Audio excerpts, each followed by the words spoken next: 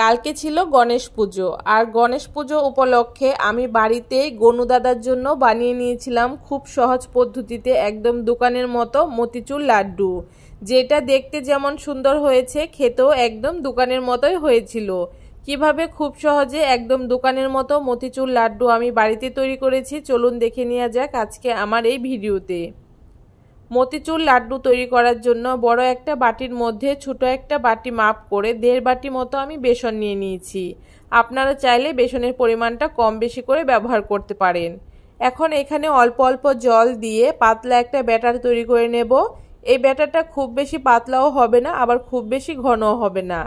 বেসনটা এখানে আমি চেলে নিইনি, তার জন্য একটা দানা দানা ভাব রয়েছে, তাই খুব ভালো করে ফেটিয়ে দানা ভাবগুলোকে ছাড়িয়ে নিতে হবে। আপনারা চাইলে বেসনটা খুব ভালো করে একটু সেঁকে নিতে পারেন, সেক্ষেত্রে এই দানা দানা ভাবটা আর হবে না। দেখুন এরকম করে খুব ভালো করে বেশ কিছুক্ষণ ফেটিয়ে নেব যতক্ষণ না বেসনের থেকে দানা ভাবটা চলে যাচ্ছে। বেশ কিছুক্ষণ আমি খুব ভালো করে ফেটিয়ে নেওয়ার পরে দেখুন বেসনটা খুব ভালো করে ফেটানো হয়েছে, কোনো রকম দানা ভাব এর মধ্যে নেই আর বেসনের কালারটাও অনেকটা সাদাটে হয়ে গেছে। বেসনের ব্যাটারটা আমার রেডি হয়ে গেছে। এখন মতিচুরের জন্য আমি মিহিদানাগুলোকে তৈরি করব। আর মিহিদানাগুলো তৈরি করার জন্য এখানে আমি একটা সুজির প্যাকেট নিয়েছি। এই সুজির প্যাকেট দিয়ে আমি মতিচুরের জন্য মিহিদানাগুলোকে তৈরি করব। তার জন্য প্রথমে সুজির প্যাকেটের নিচের যে বাড়তি অংশ সেটাকে কেটে নিয়েছি আর তারপরে ব্যাটারটাকে আমি প্যাকেটের ভেতরে ভরে মুখটাকে খুব ভালো করে আটকে নিচ্ছি যাতে উপর থেকে বেরিয়ে না আসে। আর তারপরে নিচের যে অংশটা সেটাকে একদম ছোট করে আমি কেটে নেব। প্যাকেটটা যত ছোট করে কাটা হবে মিহিদানাগুলো তত ছোট ছোট হবে, দেখতে খুব ভালো লাগবে আর মতিচুর লাড্ডুগুলোও সুন্দর হবে।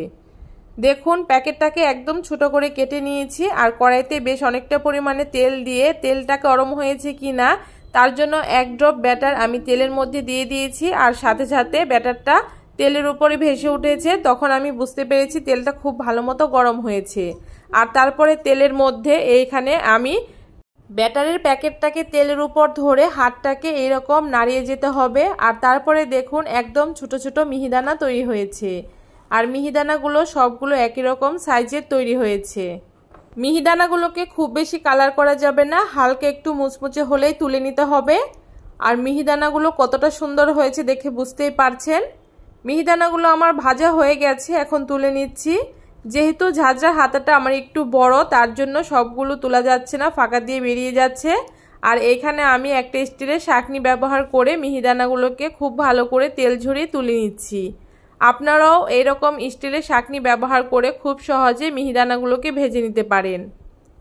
একই রকম ভাবে আমি আরও একবার মিহিদানাগুলোকে তেলের মধ্যে দিয়ে আপনাদের দেখিয়ে দিচ্ছি।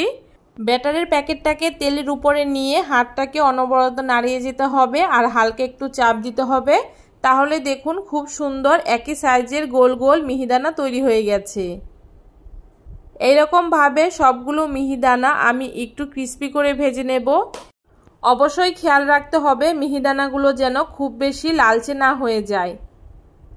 দেখুন এখানে সবগুলো মিহিদানা আমি ভেজে নিয়েছি মতিচুর লাড্ডুর জন্য। আর মিহিদানাগুলো কতটা সুন্দর হয়েছে আর কতটা ক্রিস্পি হয়েছে দেখে বুঝতেই পারছেন। আপনারাও এরকম করে প্রথমে মিহিদানাগুলোকে তৈরি করে নেবেন। দেখুন 1.5 বাটি বেসন দিয়ে এখানে আমার বেশ অনেকটা মিহিদানা তৈরি হয়েছে। এখন মতিচুর লাড্ডুগুলো আমি তৈরি করে নেব। তার জন্য প্রথমে একটা চিনির রস তৈরি করে নেব।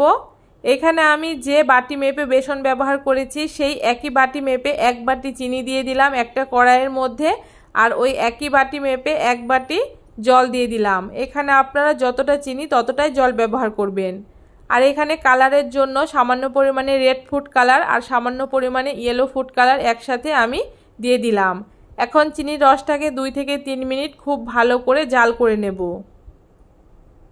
চিনির রসটাকে খুব ভালো করে 2 থেকে 3 মিনিট আমি জাল করে নিয়েছি।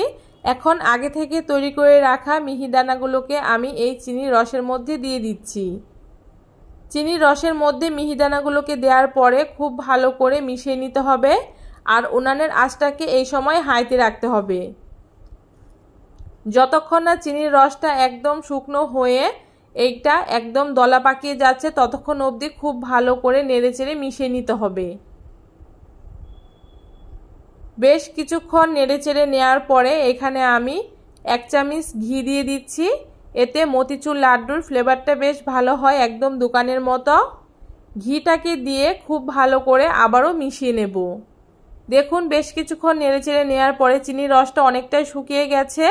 এখনও কিন্তু লাড্ডুর ডোটা দলা পাকিয়ে যাচ্ছে না, তাই আরও বেশ কিছুক্ষণ মিশিয়ে নিতে হবে। আর চিনির রসটা শুকিয়ে যাওয়ার পরে এখানে উনানের আঁচটাকে মিডিয়ামে করে দিতে হবে, তা না হলে তলায় লেগে যাবে। দেখুন যখন একটু শুকনো শুকনো হয়ে একটার সাথে একটা লেগে যাচ্ছে, তখন এখানে আমি কিছুটা চালমগজ দিয়ে দিলাম। চালমগজটাকে দিয়ে খুব ভালো করে মিশিয়ে নিচ্ছি।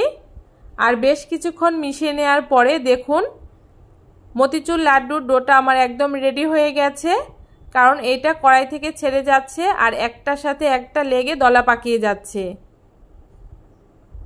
মতিচুর লাড্ডুর ডোটা আমার একদম রেডি হয়ে গেছে। এখন এটাকে আমি নামিয়ে ঠান্ডা করে নেব।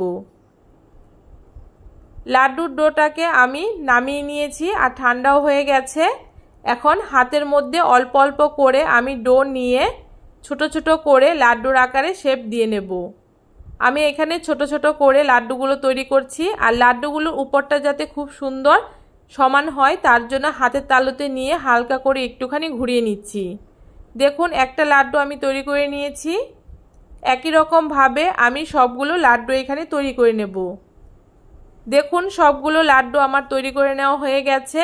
আর উপর থেকে একটা করে চালমগজের দানা দিয়ে দিয়েছি দেখতে ভালো লাগার জন্য।